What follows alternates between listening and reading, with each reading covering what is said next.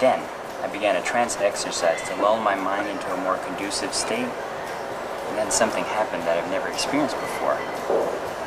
What? Well, I've experienced alternate worldviews on several occasions, and altered states of mind many times over. But this was different. This was a true vision with everything. Sight, sound, touch, smell. It was intense. What already? What did you see? I saw the three of us together, underground, in caves. We were on the verge of a great discovery, and it's as if the walls seemed to whisper of an ancient secret we were about to uncover. And we were being guided, but I couldn't see it. It's just a presence. It was very intense. And then there was something else, something, I don't know, I couldn't recall it when I woke up. That's it? I've had fantasies more powerful than that. And trust me, I can feel those pretty damn well. So what does it mean? That I don't know. It could be literal precognition. Meaning we could find ourselves in underground caves. Or it could be metaphorical. Meaning we have to search within ourselves to find answers to probing questions or puzzles. You are a metaphor for going too far. Symbology, altered states of consciousness, and belief are all very real things. Humans have just lost the ability to perceive them at a conscious level. So is sexual frustration. Doesn't the exploration of a cavern and the sense of discovery suggest something to you? Freud would have a field day. Joe, it's all there for you to see. You just have to open your mind. Come on, Mike. A vision? If you were meditating as per your usual, you probably didn't eat or drink anything all day, right? Okay, so you go through this elaborate ritual, and when Taylor and I walk in, your mind, deprived of fresh air, food, water, stimulation, latches onto our presence and creates a fantasy about the three of us. You hallucinated. What do you think all those religious hermits are doing out in the desert? Getting in touch with God? And no, they're starving themselves and having bad trips like you and Jim Morrison. Even if it was a hallucination, which it wasn't, I'd know the difference. You have to admit there's a symbology of the human psyche, a sort of archetypal understanding of people and life, which can be experienced many ways. Drugs, nutritional negligence, and free association, all being methods to evoke. So where do you go from here? To see Betty Ford. That was one time. What the? The shadow of death loomed over them. We're all seekers here. Be warned. The bed rests on decay, and in dreams lie truth. Alright, that's enough. I know you, Taylor. I know you wear a mask. Mike, do you have any incense on you? What the hell? He addressed us as seekers. How did he know my name? Seekers. What does that mean? How did he know my name? It means he was drunk out of his mind, he had no idea what he was saying, he smells like shit, and I want to know why all the strange men find me. Well, he seemed more interested in Taylor than in you. Yes, but I'm here. What did he say? The bed rests in decay? And in dreams lie true. Maybe he meant my vision. That was pure coincidence, and a minor one. I don't believe in coincidence. My God, something Michael...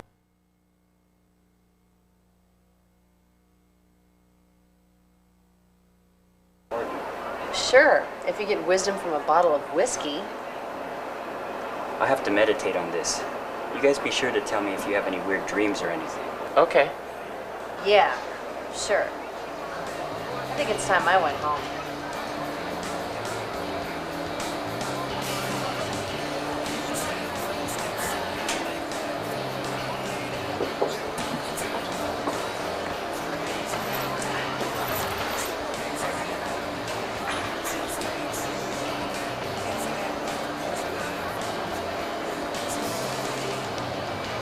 Go, go, go, go, go, go, go, go. Come on, Good, let's go. That guy never quits. Right, way to go.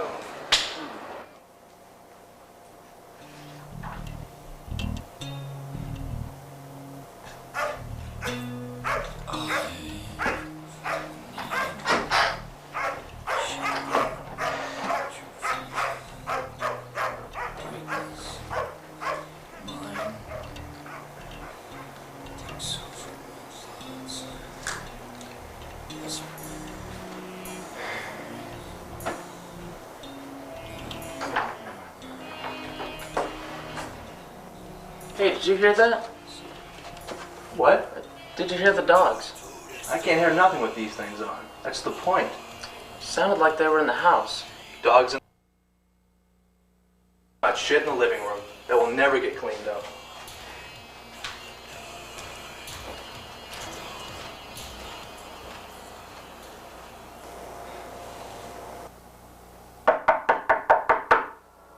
Hang on! There might be people trying to sleep in here. Oh wait, I was? I couldn't fucking tell. Sorry. What's up? I heard dogs barking. Really close. Yeah, probably the neighbors. But they're usually pretty cool about shutting them up. You didn't hear them? No. But you know me. Heavy sleeper. I think I woke up Samantha. Don't sweat it. I can't sneeze without waking up Sam.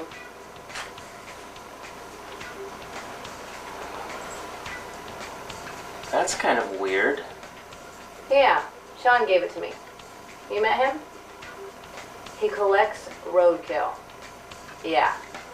He lives right down the hall. Don't worry, he doesn't eat them. At least not most of them. What does he do with them? One day he and I were driving back from Portland, taking the back roads, driving fast and shit. All of a sudden Sean slams on the brakes. My coffee goes flying, I hit my head on the dashboard, and yes, I was wearing a stinking seatbelt. A lot of good it did me. Anyway, Sean grabs a bag, leaps out of the truck, jams across the road, almost gets hit, and picks up something dead off the side of the pavement, and runs back to the truck. Seriously? Yeah, I'm thinking Beverly Hillbillies here, cooking up critters, and I didn't know Sean very well then, so I'm kind of freaked. But he doesn't say anything about it, just kind of smiles. We got back here, he opened up the bag and showed me. The little guy was in such good shape. I thought I was just stunned, but it was pretty stiff. Why? Because of rigor mortis. No, I mean, why did he have it? I'm getting to that. We get back home, and he wraps it in, like, cheesecloth and buries it out by the patio. I'm thinking, why go through all this trouble to bury roadkill? And in a week or so, I forgot about the whole thing. Until about 4 months later. I look out the window one night, and Sean's in the yard, digging something up. So I go out and see what the hell he's doing this time. It sounds pretty bizarre. Yeah, it gets weirder.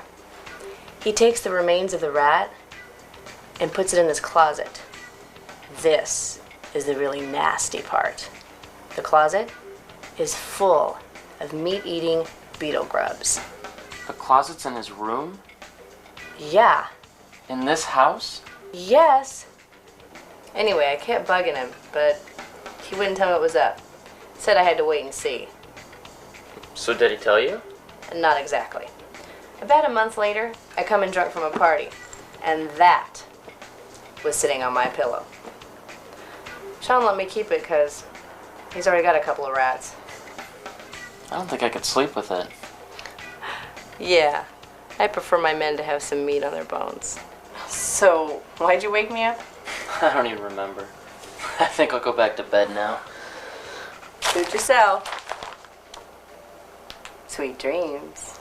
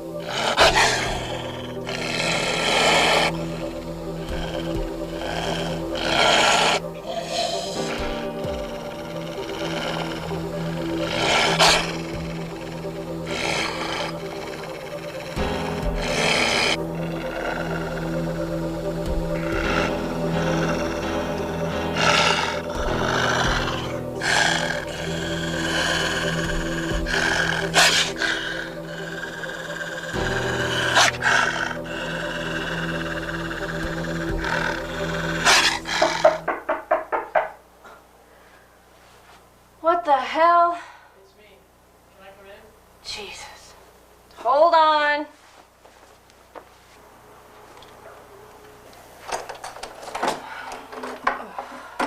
Oh, wait, I want to go see something. So go see it. I want you to come. It's kind of freaking me out. What? I had a dream. More like a nightmare. I heard that sucks. So you want me to check for monsters under your bed? No, seriously. This guy was chasing this woman and he had blood all over him. Nice. But it was in this house, I think. She ran up a staircase into this really strange room. This place have an attic? Yeah, but it's been closed off ever since I've lived here. We wanted to check it out, but they said there was asbestos poisoning. I didn't want to mess with that. I want to check it out. This dream was really real. Okay. Let's get Michael. He'll be into this, and the door's probably locked, so he can jimmy it.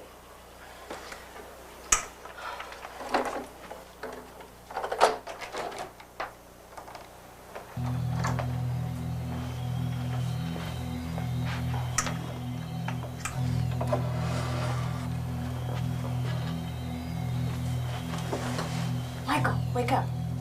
We have to go in the attic. Okay, why? Taylor had a dream. Tell me about it. A woman wearing a long dress was being chased by this deranged-looking guy. But it was in this house, like this hallway, a long time ago. Creepy. I think she ran up into the attic, but then I've never seen the attic. It could be a glimpse into the past, a kind of psychic echo. Happens a lot in haunted houses. Haunted? Michael, shut up. But I do want to see what's up there. But it's locked. Any ideas?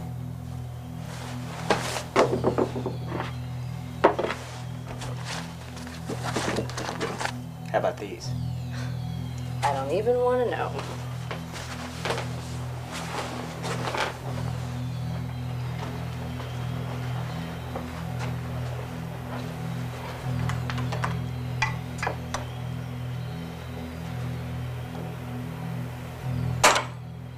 Shut up! Shh, quietly.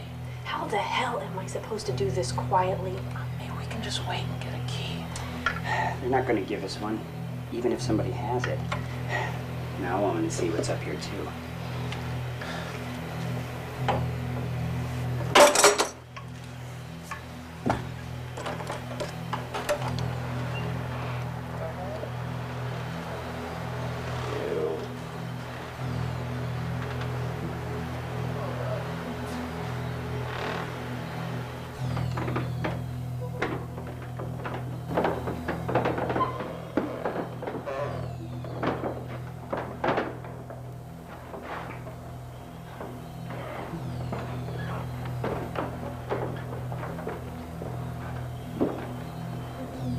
This place used to be a heroin den before the co-op council took it over. I heard stories about them having weird religious ceremonies. Michael, you heard anything like that? Yeah, but I could never get a clear story. Nobody knows much.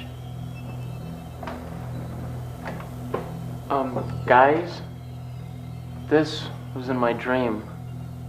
This place exactly? That's where the dogs were.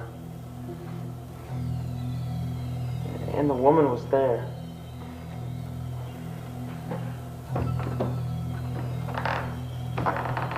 What's with all the cages?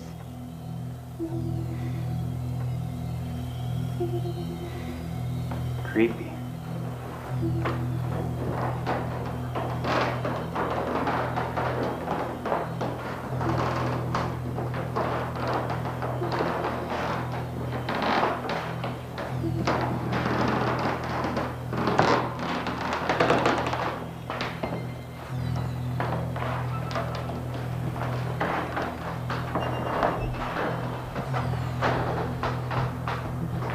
Hey, check this out. They say a woman hung herself here. Yeah, back in the 70s. Her boyfriend was cheating on her. I would have hung him. I heard it was a house mother when this place was a sorority in the 50s. I think I'm going back downstairs.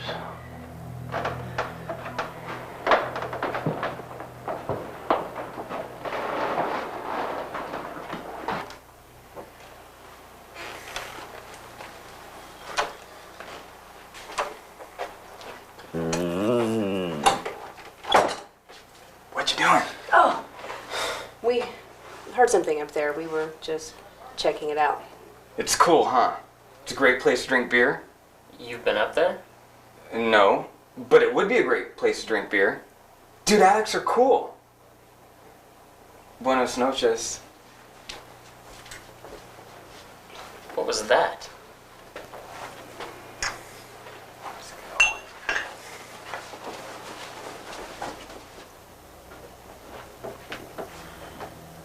Love that thing. Yeah. So do you think Greg was drunk again? Isn't he always? Yeah. Hey, Michael. Huh. Yeah. Sure.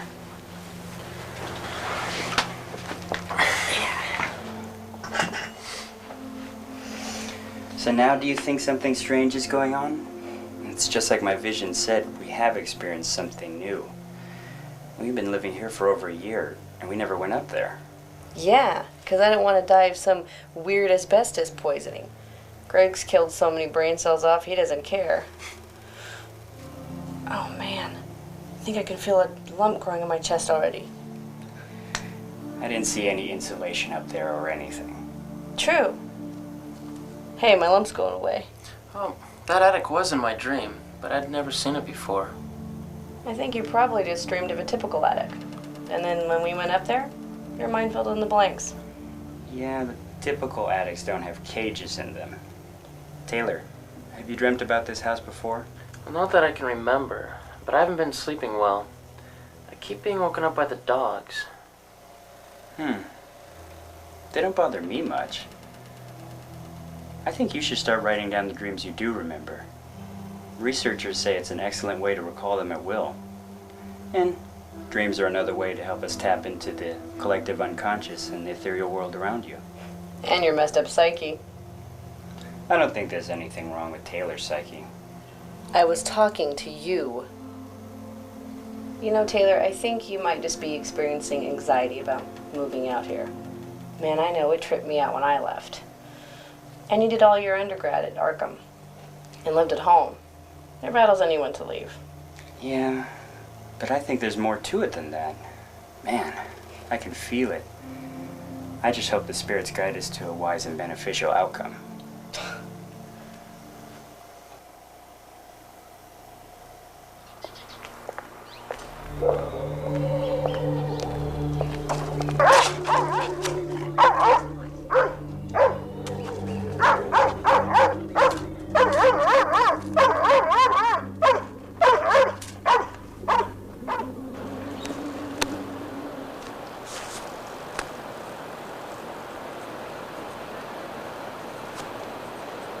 Taylor, Oh, Professor Vigil, hello. mind if I sit? You look busy. Please, please. I was just trying to finish a reading you gave me. And how is the thesis coming? Well, I'm having trouble getting started. Can be difficult at first. Well, I don't usually have so much, but lately... Maybe I'm just tired. You just have to have more perseverance and concentration if you're going to build the foundation of a valuable and stimulating project. After that, it will get easier. Well, how long did it take to develop the Brazilian project? Yes. The foundation of my project was rather fortuitous. The concept of studying the impact of an invading society upon a native culture was ready to be explored by the academic community. The encroachment of the Brazilian tribes was in the early stages when I was in graduate school. Ah, shit. Sorry. As I was saying, the really difficult part was making arrangements to instill myself into the native community, while at the same time controlling the schedules of the logging companies. But it's amazing that you were able to modify that situation to mimic the Spanish arrival so well. It is a sort of effort you must strive for.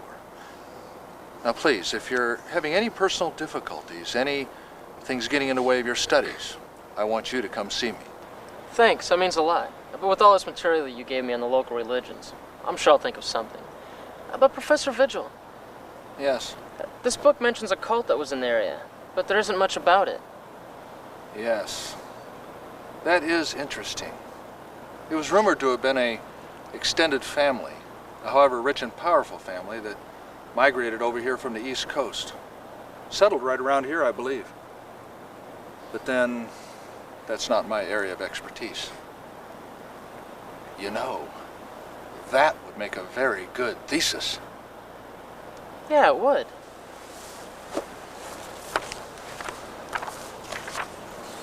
Thanks for your help. No problem. Just wanted to see how you were getting along. I'm sure you'll do fine.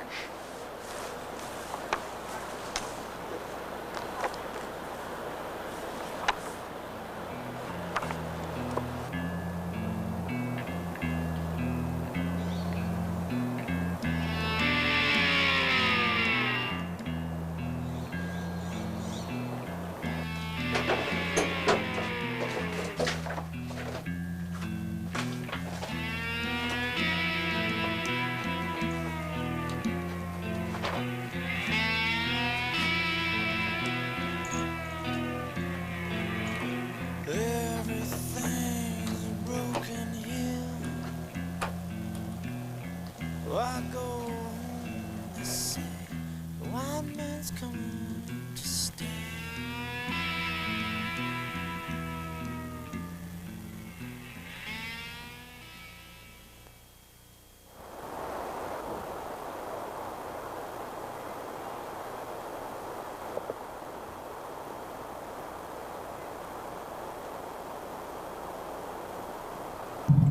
Taylor, what's up?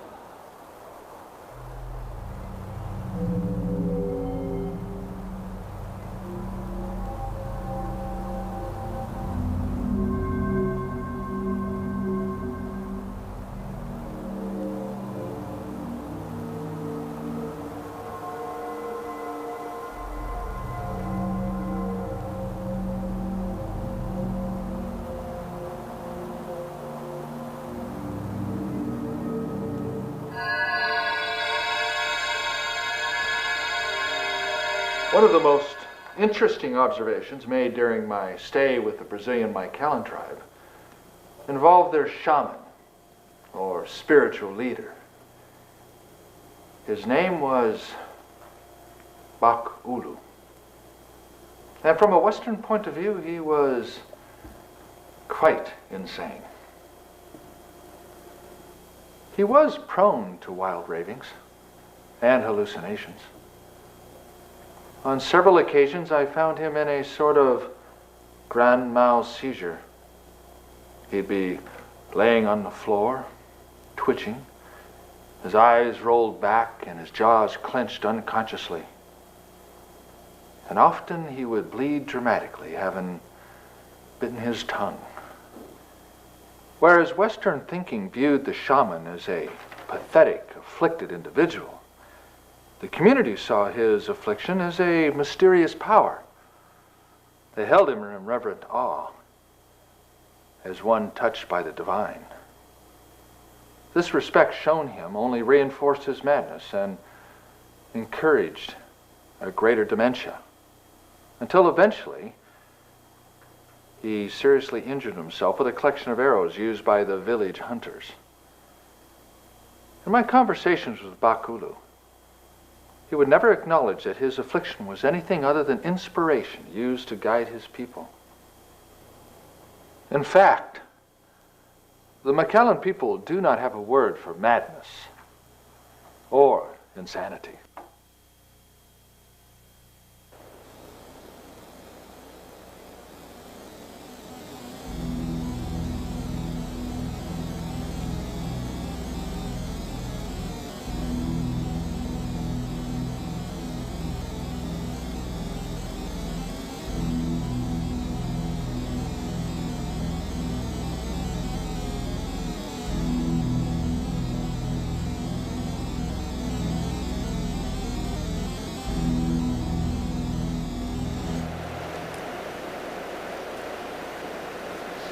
Damn, I should be studying.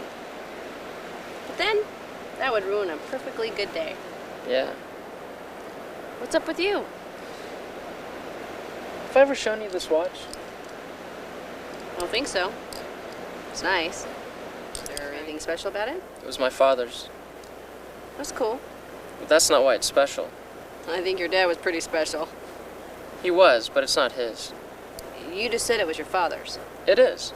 Ah. Joe, before I came out here, I found out I was adopted.